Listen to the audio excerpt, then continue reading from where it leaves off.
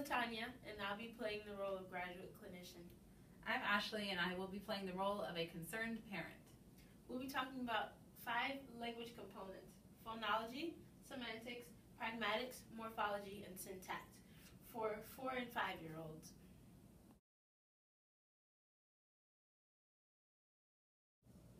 So Latanya, I have a 5-year-old, and I've been really noticing a lot of problems with their speech lately. She's at school, and I've been getting concerns from the teachers saying that they can't really understand what she's saying in school either. What should I do about this? Well, it sounds like she may be having issues with phonology. Oh. Phonology is the production of sounds, and within phonology you have phonological processes, which are the simplification of sounds in words.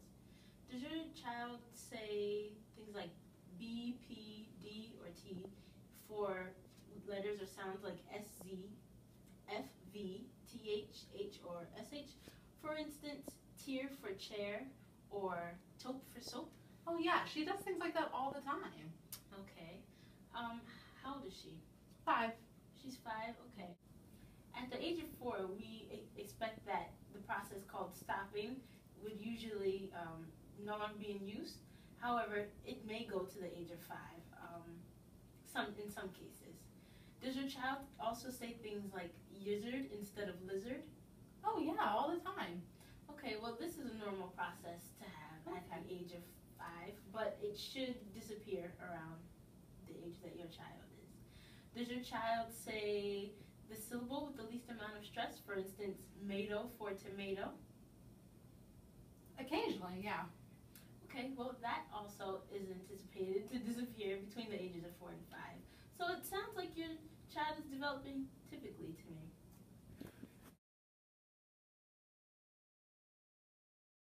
Okay, now that we've talked about phonology, I think we should also address semantics.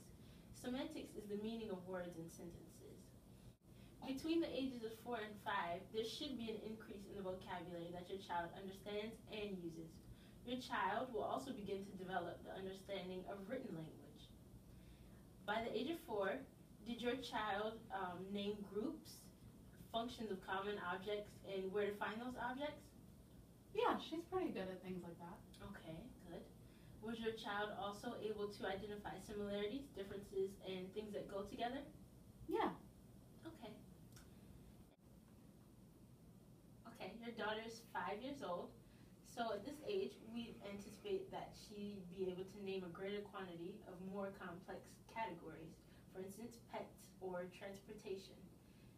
Do you find that your daughter is able to name complex categories or items in complex categories? Yeah, she has a pretty good vocabulary. Okay, at this age, she should also be able to identify subtle differences and similarities, associate items with one another, define familiar words, and understand conceptual words. Do you find that she's able to do those things? Definitely, yeah. She's pretty good with that. Okay, good. So let's talk about pragmatic development. Pragmatics is the use of social interactions. By the age of 5, your daughter is expected to have reached certain milestones. So let me ask you a few questions.